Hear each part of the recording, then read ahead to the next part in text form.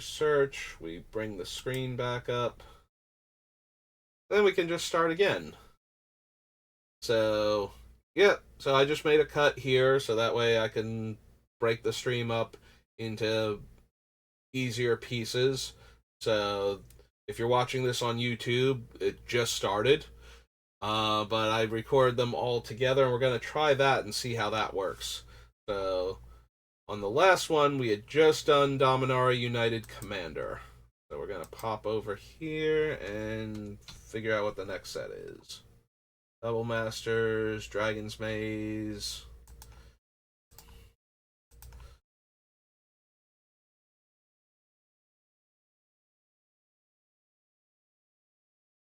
Hey, Live and Well, Armed and Dangerous, Far and Away,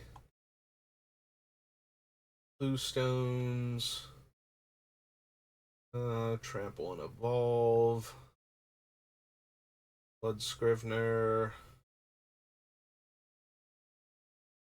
All creature cards from target player's graveyard. You gain 3 life. No. At the beginning of your upkeep, choose a card at random in your graveyard. If it's a creature card, put it on the battlefield. Otherwise, put it in your hand. Down and dirty is return target card from your graveyard to your hand, or target player discards 2 cards and they fuse for 7 mana. No. Mill 4, then target creature gets -1/-1 until end of turn for each land in my graveyard. Nope. Destroy each non-land permanent with mana value X or less. Guild Gates. Torturer. Move a 1/1 counter from a creature you control. Target creature gets -1/-1 until end of turn. Yeah, it's not quite good enough. Multicolored creatures you control have Trample, have Death Touch. Generate target creature. A +1/+1 counter fights target creature and opponent controls. No. No. The Pontiff of Blight. Purify. Whenever Renegade Crisis evolves, put a 1/1 counter on each other creature you control with a 1/1 counter on it. Probably not. Mill 4 cards from your graveyard to the battlefield. Activate only as a sorcery.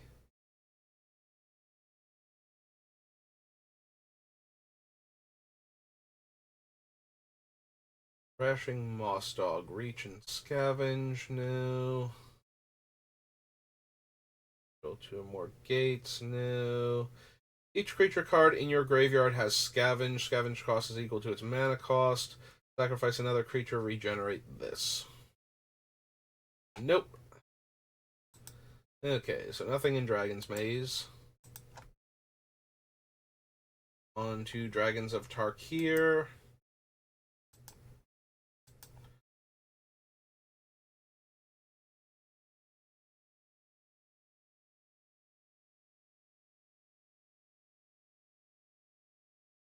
Alright, turn face up, put a 1/1 counter on each other dragon you control. Megamorph. Reach as long as it has a counter on it. Or Disenchant. Naturalize more accurately. The 1/1 counter on it for each creature you control with a 1/1 counter on it. A 3/2 reach trample.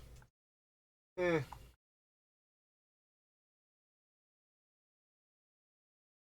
So 4 mana 2/4 vigilance that has tap add 3 if I control creatures with total power 8 or greater.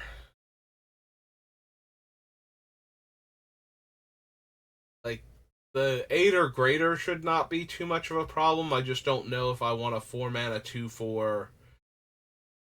Then it grows to a 5/7, and then an 8/10.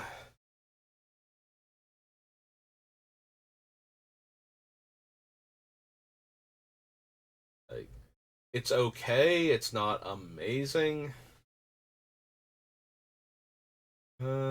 Collected Company. The problem with larger decks is that it's easier to miss with Collected Company. Like, getting 6 cards together in your 60 card deck that all don't meet the requirements when you have a bunch of creatures that do is very difficult, but it does happen. Getting 6 cards together in your 100 card deck, roughly, like what will probably be at least a 70 to 80 card deck by the time you cast it. Um, that's like way easier for there to be 6 cards on top of your deck that do not meet these requirements, even if you have a bunch of them in your deck. So I don't think Collected Company will make it.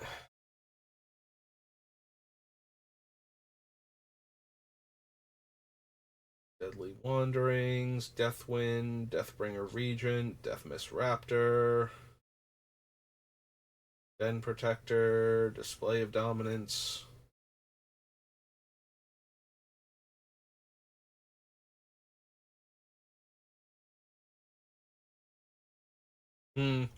Unfortunately, there won't be a black-green Dragon Monument, because it is a thing where we could animate it and then tap it for mana, and it would get a 1/1 counter on it.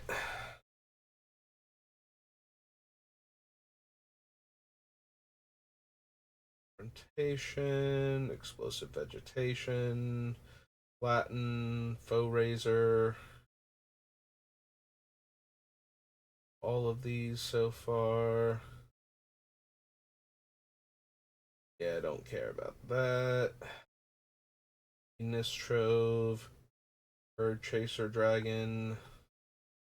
Inspiring Call is one of the ones that we probably want. So draw a card for each 1/1 counter for each creature you control with a 1/1 counter on it, and creatures with 1/1 counters on them gain indestructible until end of turn.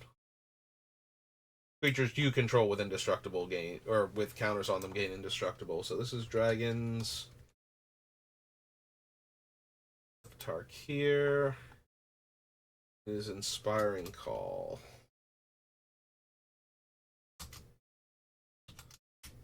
Doing a green for an instant. Yeah, I run this in my Volrath the Fallen deck that has a counters matter theme to it, so. No. The Skeleton, no to Marsh Hulk, Minister of Pain, Neutralize, Obscuring Aether.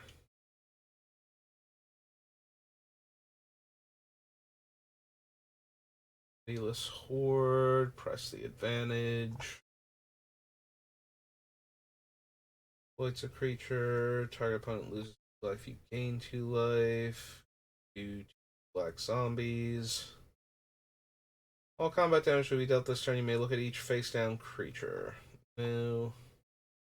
The Executioner. Ambushers. Don't really care about the Quartermaster. If I cared about the Quartermaster's abilities, we would be running the spikes from Tempest Block before we would be running this thing, since they are cheaper to move the counters around and have lots of extra abilities to do with the counters on top of that. Bolster 2. Deal a dragon card from your hand. No. Megamorph, no. There's a battlefield with 1/1 counter on it dies. Put X 1/1 counters on target creature you control, where X is the number of counters that were on this. Oh, here we go. Shaman of Forgotten Ways. So, tap, add 2 mana of any combination of colors, only to cast creature spells. And if we have total power 8 or greater, we can spend 11 mana to have each player's life total become the number of creatures they control. So, possibly a win con against decks with, like, few creatures in play, whereas we will try to have as many as possible. So, yeah. Shaman of the Forgotten Ways. Right? The actual title. Not the, just Shadow or Shaman of Forgotten Ways.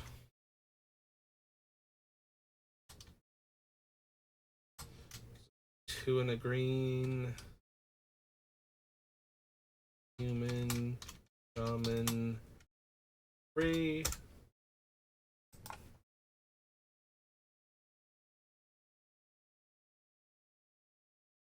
Shape the Sand. Sheltered Ari. Or Airy. Icebreakers, no. PC, no.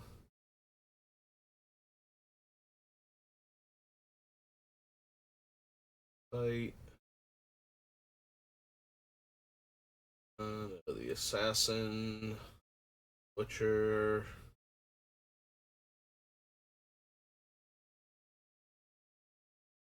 Trample.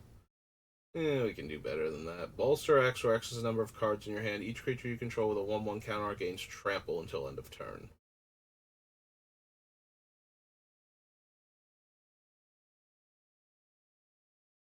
So our smallest creature gets a counter, or gets counters based on the number of cards in our hand. Then all of our creatures gain trample that have counters on them. Eh.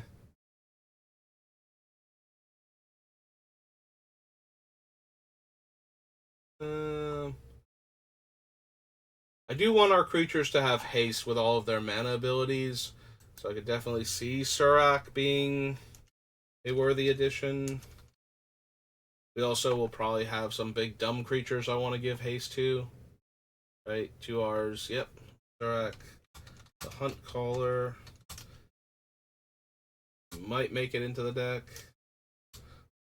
2 green, Human Warrior. 5/4.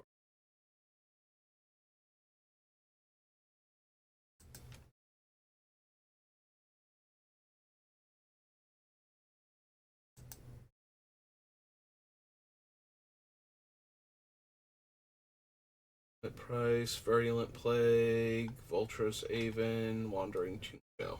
Nope. Okay. Dragons of Tarkir. We have Infinite Dual Decks. 8th edition, Eldritch Moon.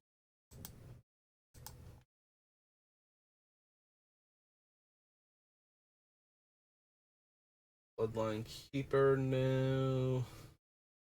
Or, not Bloodline Keeper. Abolisher of Bloodlines. I forget what its front face is called. But Bloodline Keeper is the one that makes 2/2 bat tokens, or 1/1 bat tokens, and then gives your bats +1/+1.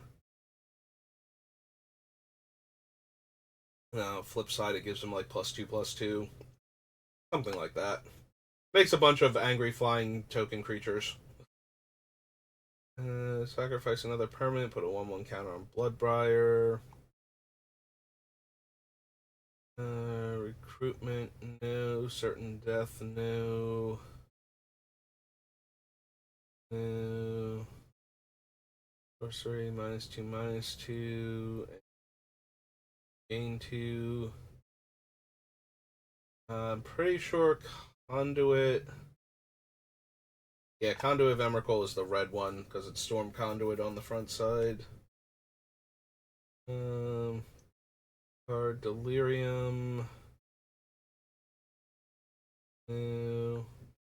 No.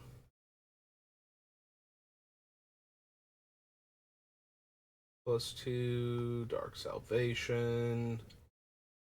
Decimator of Provinces.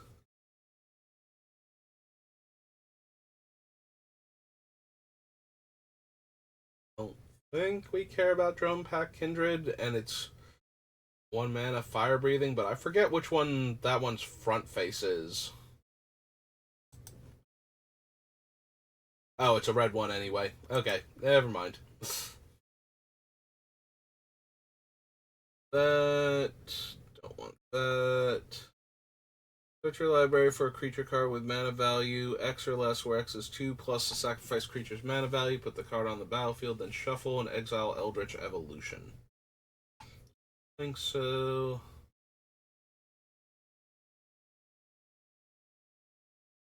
Influence.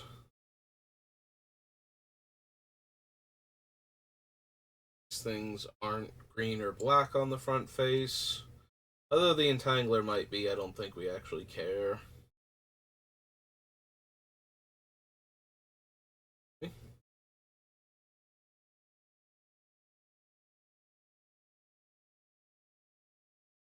Hallowed, Gaia Reach Sanitarium. No. All of these so far.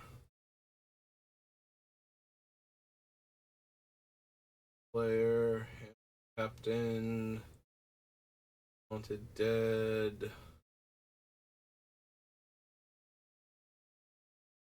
Shkana, the Graph Widow,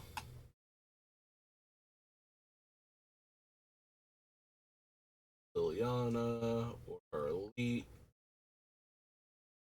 Scavengers, Mockery of Nature. Enters the battlefield if there are 4 more card types creatures with power 2 or less can't be blocked. Use Constrictor, Noose Graph Mob,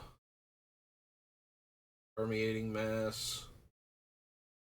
Search your library for a basic land card, put it in onto the battlefield, tap, then shuffle.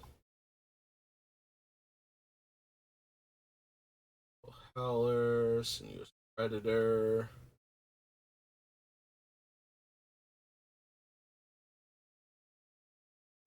Spirit of the Hunt. No. Reclamation.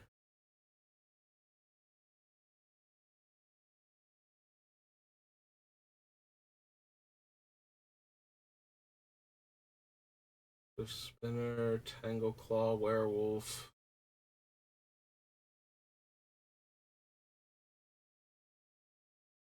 There's the Captive, which has Defender and requires 7 mana to transform before it starts tapping for 2, so probably not. Observer. Old Aaron Pariah, that's the front face of the Bloodline Abolisher. Taxing Moon, Whispers, Wolfkin Bond, Woodcutter's Grit. Nope. Nothing fun in Eldritch Moon for us. Ah, well. So, Eternal Masters, Eventide, which does have the black and green cards, so for Creekwood Lieges and whatnot. 3/3 with Persist. But all it does is deal damage equal to its power to target creature with flying. So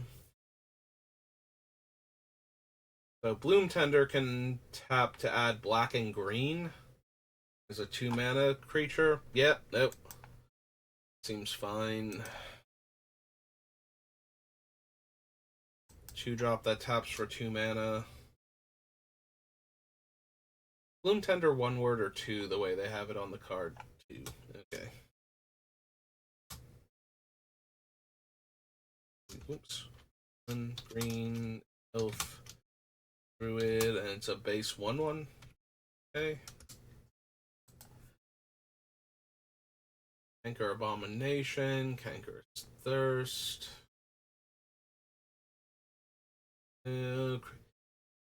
Creekwood Ghouldo, Creekwood Liege. I don't think we need a Creekwood Liege. Like, it's fine, but it's not doing anything the deck super cares about. Destroy target creature with a -1/-1 counter on it. 2 counters, remove a counter, regenerate it. No. Doomgate, no. Drain the Well, no. No. Wither, don't think so.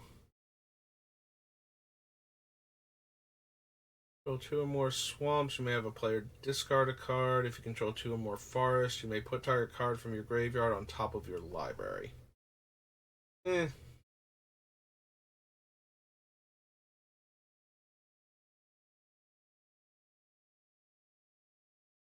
The Gift of the Deity isn't particularly impressive. Looks Pinnacle. The Hoof Skulkin's not doing much. Fear and Persist, but it's a 2/2.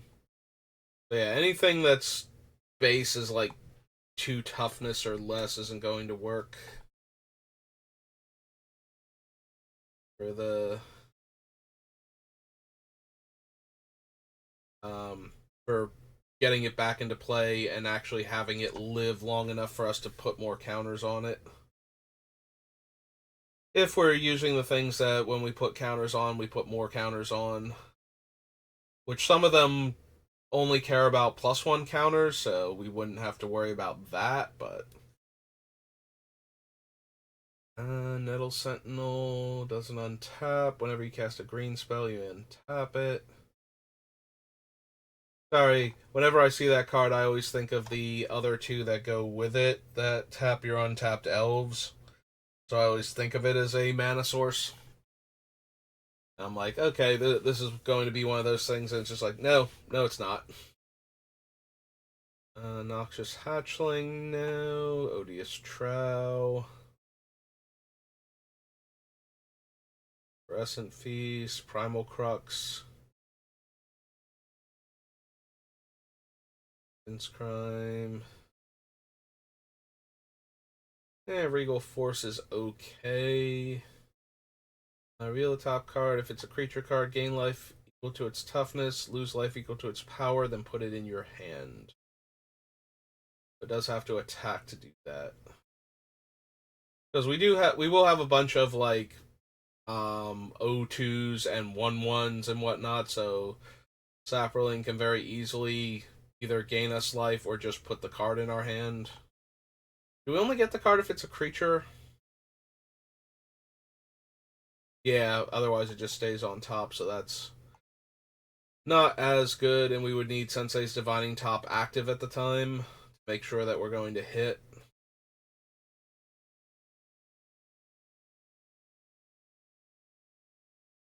Twilight Mire, Windblade Slasher, destroy target artifact or enchantment. Woodlurker Mimic and Worm Harvest. That's Eventide. Eventide is Exodus. Alright, Exodus, what you got for me?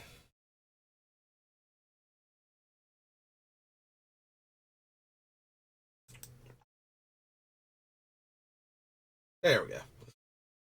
Deals damage to an opponent. You may reveal cards from the top of your library until you reveal a land card. If you do, put that card onto the battlefield and the other cards into your card. Draw 2 cards. And target land. Arms. Crashing Boars. Yeah, I don't know that we're actually going to have enough elves for Coat of Arms to matter. If we do wind up almost exclusively elves, I might come back and add it, and might look for other cards that care about specific creature types, assuming we even have room for them. I don't need keepers. Mana Bond. Medicine Bag.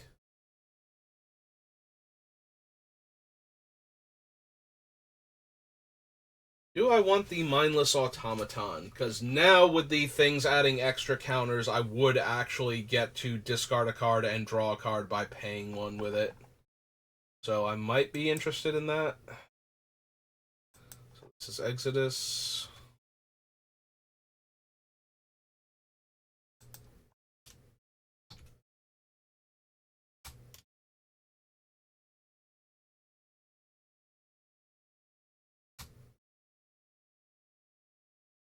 4-mana construct.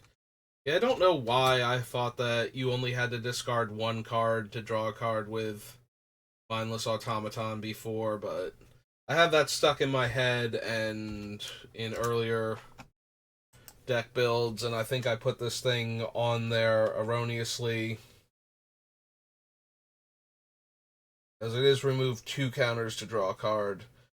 But if we have effects that increase the number of counters it gets, then discarding one card will give it at least 2 counters for us to draw a card with, maybe more. Like, maybe we can get to the point where it's like discard 2, draw 3, functionally. But we'll have to see. Pit Spawn, no. Plague Bearer. Plague Bearer is an okay place to stick a whole bunch of mana just to destroy our opponent's creatures. When we have as much mana as I'm hoping to have.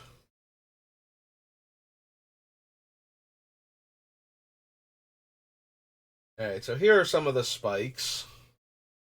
And I do love me some Spike Weaver, because Living Fog, that can also do other things with the counters. It's pretty useful. Also, when you have any of the putting a counter on a creature puts an extra counter on it, removing 1 counter and putting 2 everywhere becomes a lot more intriguing as an option.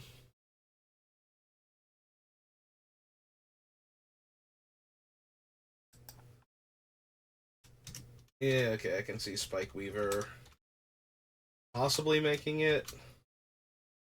2 green for a spike. 0/0.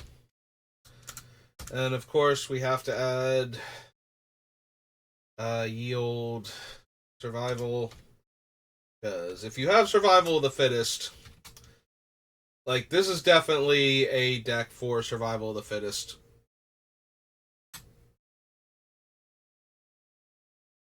I'm spelling fittest wrong. Don't remember now. Oh, it is 2 T's. Okay. Survival of the fittest. So, survival is one of those cards that is insanely expensive if you haven't been playing long enough to have one. And I believe it's on the reserve list. There is a Judge promo, because there was a brief period in time where the Judge foil promos, like, that was a loophole for the reprint policy for the longest time, and then they did a thing with Phyrexian Obliterate, or not Obliterate, the original Negator, where they printed it as a foil promotional item in one of the dual decks, and the people that super care about the reserve list got all up in arms, because that was way too accessible and was putting way too many copies into play. So they decided to, instead of just going, okay, we're never going to do that specific thing again, they just closed the foil reprint loophole entirely. So now everything is as it will ever be, and there will be no more cards from the reserve list getting reprinted through that kind of chicanery. So until Wizards wants to abandon the policy entirely. But yeah, so Survival of the Fittest is an insanely expensive card, but unfortunately it's also really, really good. One of the biggest things why I want it in this deck is that we are going to have a ton of little mana dorks, and being able to trade one of them out from our hand for something like Craterhoof Behemoth, one of our actual game-ending big bomb creatures that we want when we have enough little mana dorks in play already, or when we're generating enough mana from like 1 or 2 of them. And in the early game, when we don't need those big things and we just need the mana dorks, Survival is 2 mana to play and 1 mana to activate, so we can very easily go get a mana dork and cast it in the same turn with Survival. So, yeah, it's way too powerful in a deck like this for me to not put it on the list, but I do understand that nobody really has this card unless they already had this card. So anybody who's looking for new commander decks and hasn't been playing for forever is not going to have a survival of the fittest just lying around. Which does make me feel a bit bad because unlike other cards, there is literally one other card that is like survival of the fittest. It's a green creature from one of the M sets. It's like, and it has green tap, perform survival of the fittest game effect. So, like, we are definitely going to have that on the list too. So you can't even substitute that. You just have to kind of shrug and go, well, I don't own survival, so we'll just put a different card in. And I do feel bad about that because as much as I love running the insanely powerful cards, I do like to be able to give some suggestion for what to replace it with, and unfortunately, Survival is one of those cards that they just do not ever make cards that replace it because it's already so incredibly strong that too many effects like it just make for potentially broken decks.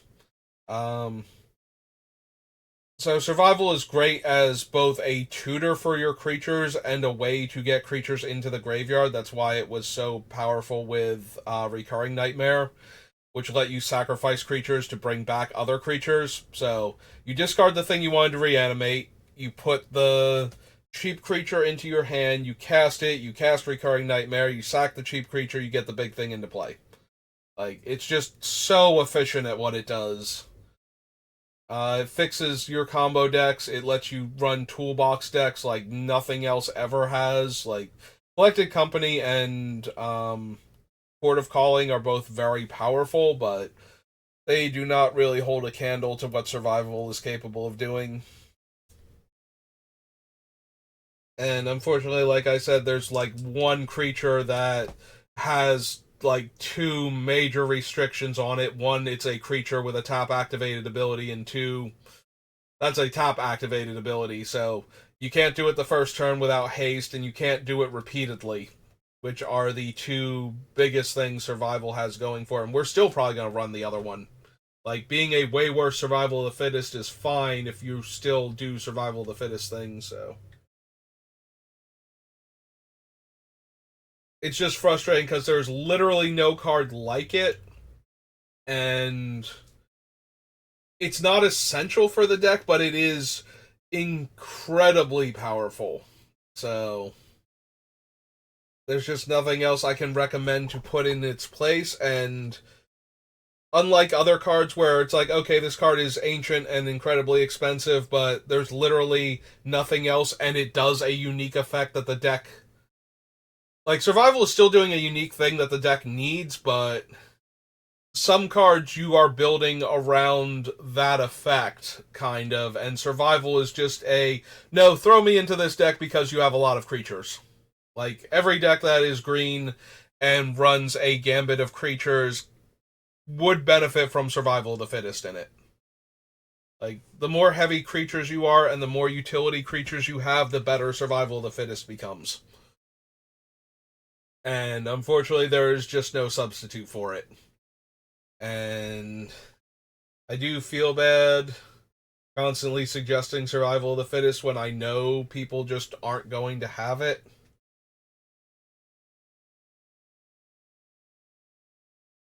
Alright, so Workhorse is kind of like that other card that we were looking at that could also remove its counters to add mana, and because our commander is only going to be triggering once per turn, we're not going to be able to do more than make one extra mana with it for free. Yeah, what I really need is something that says tap, remove X counters, add X mana, because then it will get all of its counters back, plus potentially extra ones from our other sources.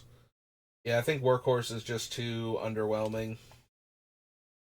Yeah, I don't know why Survival specifically makes me sad that I keep suggesting it and don't have any alternatives, because I definitely have suggested other things that are even more expensive than it and can't replace them with other things. But survival always feels like it's such a feel bad when I suggest it because it's like nobody else is going to have it. It's way too good in the deck to cut it, and your deck is just going to be that much worse for not having survival. Like some of the other decks, it's like Chains of Mephistopheles. If I need to cut you off of drawing, like there's no replacement for that either, and that one is in the same basic price range as survival. But it's kind of like if you don't want to, like the last deck we had that had chains in it until we cut it because we wound up not needing it in the deck. We had like two alternatives for it that were way cheaper, that were also stopping the opponents from drawing extra cards. Like, it's not impossible to do that unless you're like mono black, or like black red, because actually technically black green doesn't have anything either. Yeah, but white and blue both have a bunch of cards that punish attempts to draw extra cards, so you have other options in the deck. But yeah, I don't know why I let survival specifically get me so down. I guess because the first time I was trying to help move expensive cards out, survival was just a brick wall. Like there was no other options for survival of the fittest. And it became one of those, well, I would like to help you, but I have actual nothing. There is no card even close to survival of the fittest that we're not already running, and there's only one card that's close to survival of the fittest. Like every other card that is like that is already in the deck. Like, and there's only one that even kind of does what this thing is trying to do. So, hey, moving on to Fallen Empires, which shouldn't have anything for us. Like, we care more about 1/1 counters specifically than counters in general. So,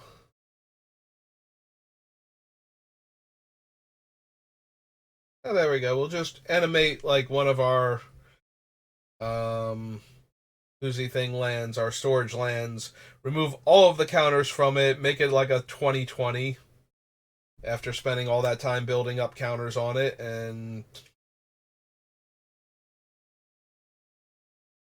yeah, no. Unfortunately, while that does technically work, that's just a terrible waste of time and energy. Yeah, this set has so many random weird counters in it. Like, this was just the how many counters can we put in a set? And that used to mess me up when I first started playing because I didn't know what a counter was. Because there aren't that, like, the rule books I don't even think covered counters at the time because 4th edition was not out yet, and there were very, very few counters in Magic before Fallen Empires. Um, like, they did exist, they were a thing, but there were only, like, I want to say something like 10 or 15 cards in the previous 4 expansion sets that really did anything with counters, I think. Like, I'm thinking of things like Ashnod's Transmogrant, Fungasaur.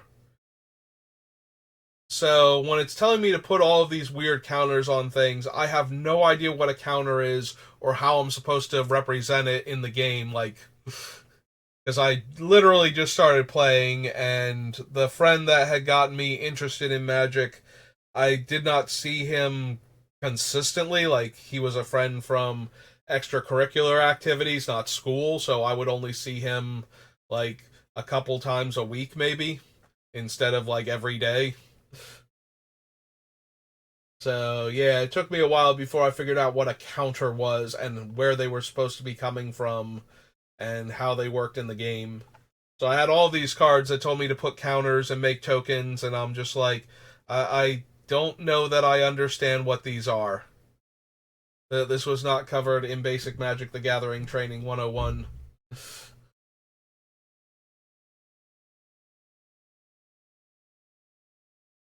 But yeah, as much as big a thing as counters are in this deck, and in this set, there's no overlap between the two of them. So we're just kind of stuck here right now with the two decks not doing anything.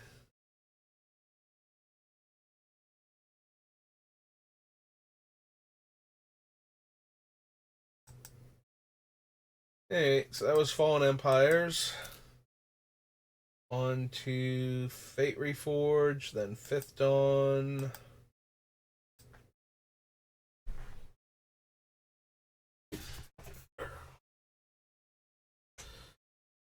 Yep, we're coming up on the second hour mark, and I think I will stop after that one. At the beginning of your upkeep, draw a card if you control the creature with the greatest toughness. One counter, or put a land on top of your deck. No. That's true, we are in Fate Reforged, so Abzan cares about 1/1 counters.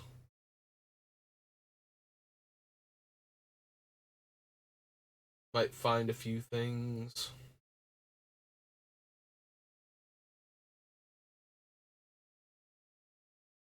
Bolster 3, no. Principal, no. Destructor Dragon.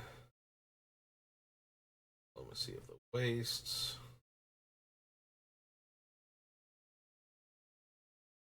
No.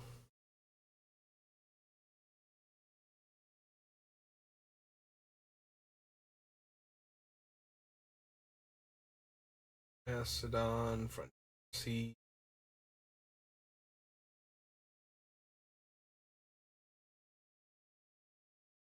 Nope. Ghastly Conscription, no. Contest, Gurmag Angler. Hunt the Weak, no. Go Hollow, Map the Wastes. No, don't need any of those. Noxious Dragon. Door Shot, Palace.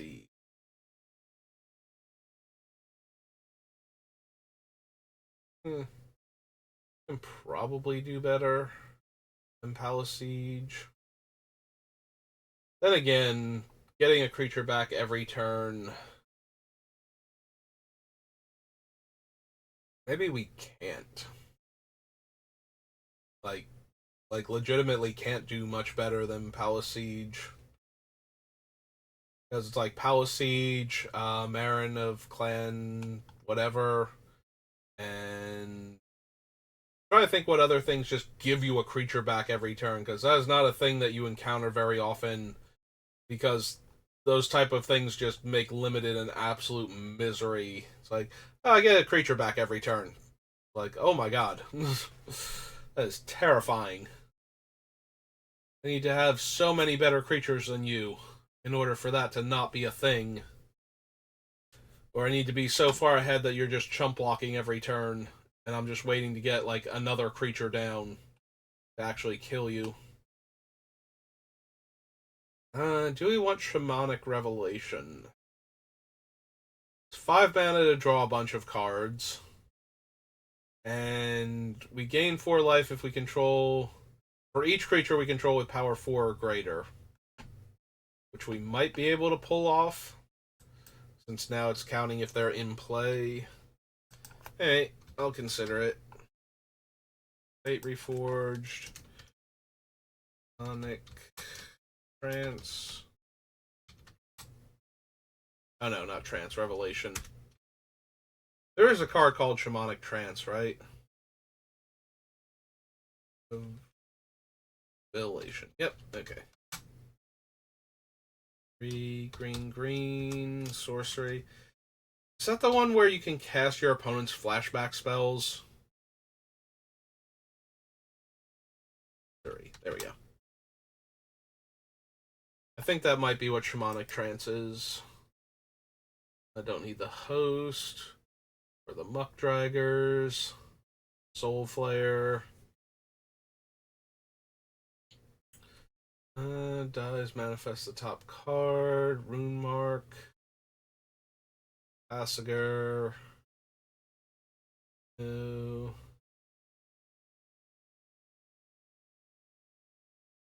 Typhoid Rats. Ugin.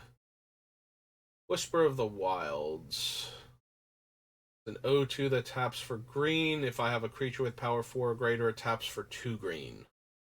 Eventually it can fuel itself. Also, if Tyvar's in play, it taps for 2 green. So that's a pretty easy... Like, maybe even more so than the other one, the elemental one.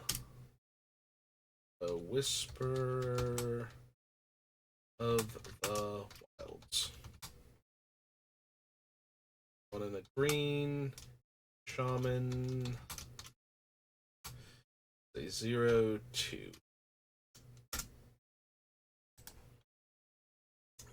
Wild Call. No. Calcisma.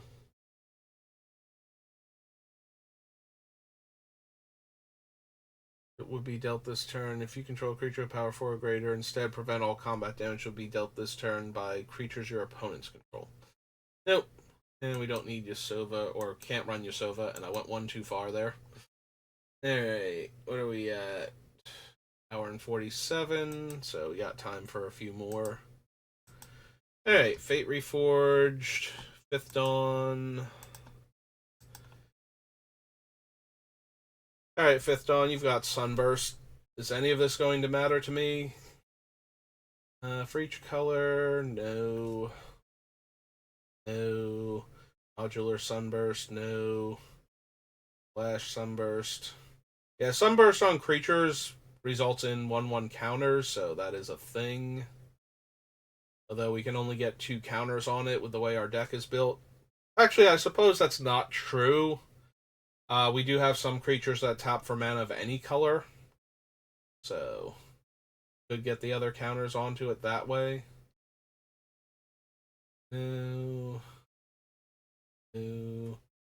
Cranial Plating. I don't think we need Crucible for this deck. Even if we do run fetch lands. I think we have enough mana production. I'm looking at doubling cube now. Like, how much more mana do I need? Because it is very possible for me to activate this thing for a huge amount of mana. This deck. I don't think I actually need that. I think we... Like, once we get to the part where that thing's doing that much work, we are already well past needing that much mana, most likely. That was 3 cards. No, I don't think so.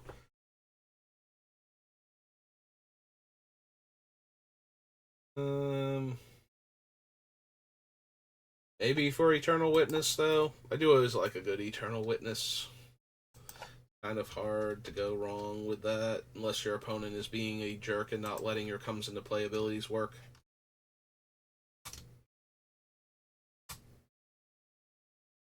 Green, Human Shaman. 1, I believe. Here's a Shaman, right? Yep.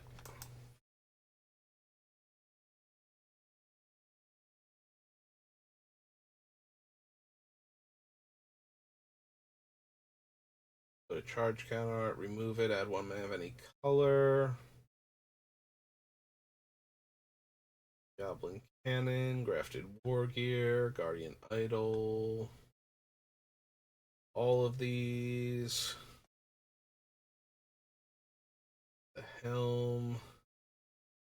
Lands you control have tap, add 1 mana of any color. What about creatures I control have that? Where's my Living Cryptolith right?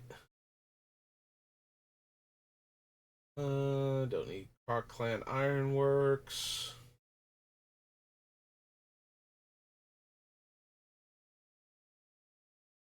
Don't need Mephidros Vampire.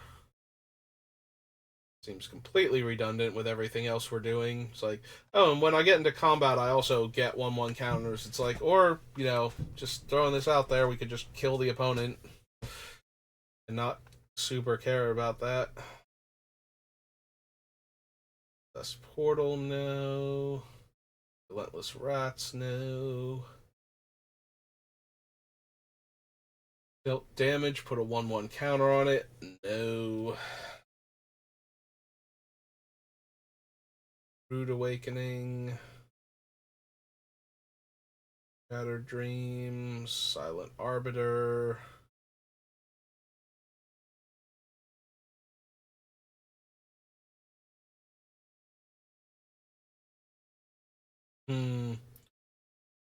Well, Staff of Dominion can very easily go infinite. Suppose to do anything stick. The consideration.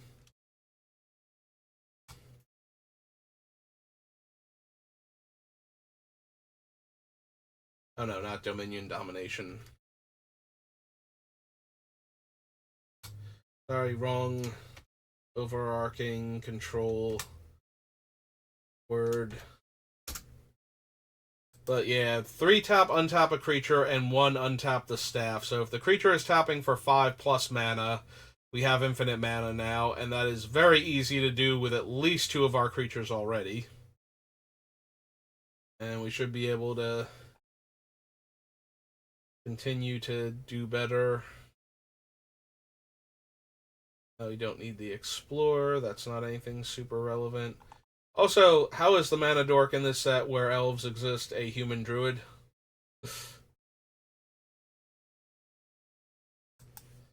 Come on, man. What are you even doing here? No, and Wayfarer's Bauble. No. Okay. Fifth Dawn. Edition, 4th edition, From the Vaults.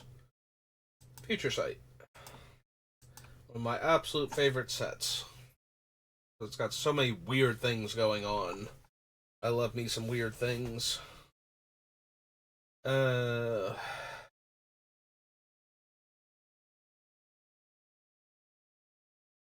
don't think we... Omen Reader, don't care about Cloud Key, Coalition Relic, no. Dryad Arbor is a creature that taps to add green.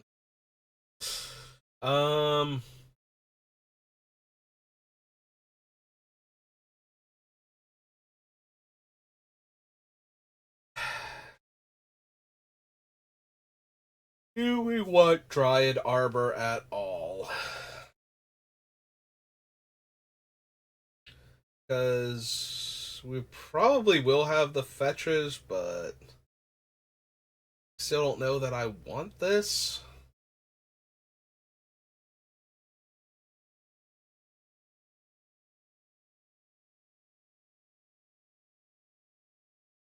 Does work with our commander. I guess I want to at least consider Dryad Arbor, but it's weird. Again, why I like this set, it's got a lot of weird stuff in it. They're just trying new things, seeing what might work. And I suppose I do count it as a land, because it is a 0-drop that adds mana and has the land type, but still. But it's also a creature, and then it's tapping for mana, so it's getting counters. I keep kind of bouncing back and forth on whether or not it is the best and worst of both card types, much like an artifact creature that taps for mana, is where I'm at with this card. Or much like an artifact creature in general, where it's like, it gets the benefit of not being able to be harmed by things that can't harm artifacts, but it also is vulnerable to artifact destruction and creature destruction, so... You know, you get the upside and the downside. It counts as an artifact for your things that care about it. Whenever a player casts a non-creature spell, each of that player's opponents may draw a card. No, don't think so. I need to give everybody else cards, thank you. Core Lash, Empath. So, Mentor is kind of weird in that it turns any extra cards you want into Lalamore elves, like specifically Lalamore elves, that then have tap add green, but the Mentor itself does not have this ability, and we do have to discard a card for it, so am I going to have cards that I don't need that I would rather turn into Lalamore elves? And I feel like the cards that I don't need are Lalamore elves at that point. Like, I need one of my big finishers, not another land or another, like, cheap mana dork. So, probably not.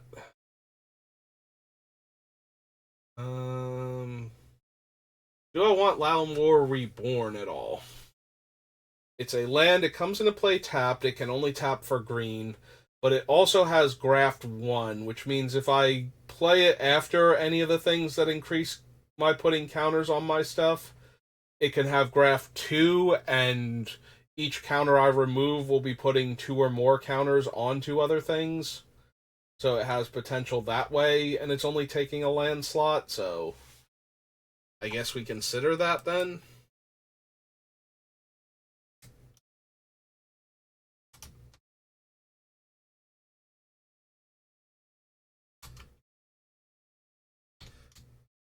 But probably not.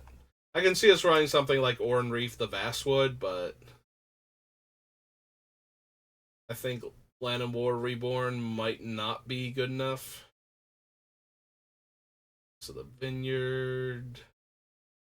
Found a Petroglyphs, no. Yeah, no. I want all of my guys to have mana abilities. Sorry, Morganda Petroglyphs. This is not your deck.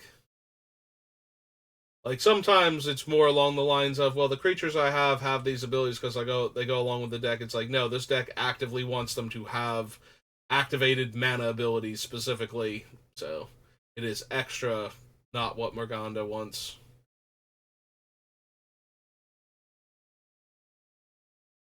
I don't think we need Slaughter Pact, but I might want to consider it.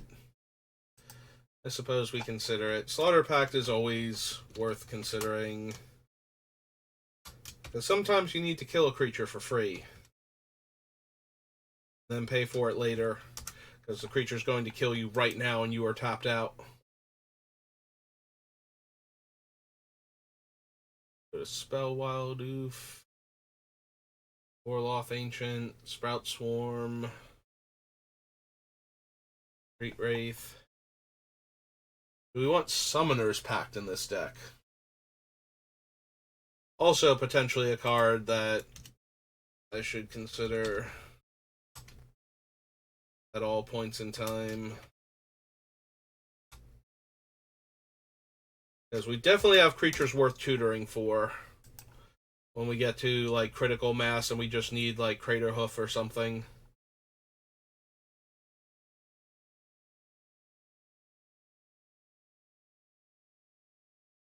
We can always pay for it later.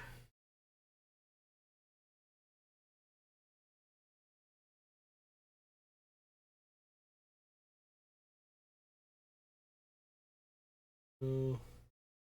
Weapon Vigor, no.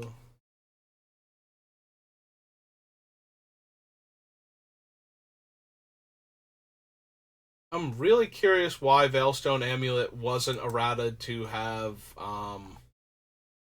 to give your creatures hexproof.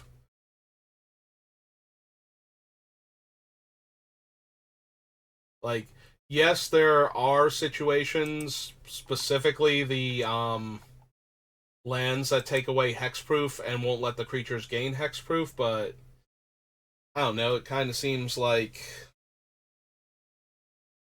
that should just also be affected by that. Okay, so we are exactly at 2 hours and we just finished Future Sight, so I'm going to call it there.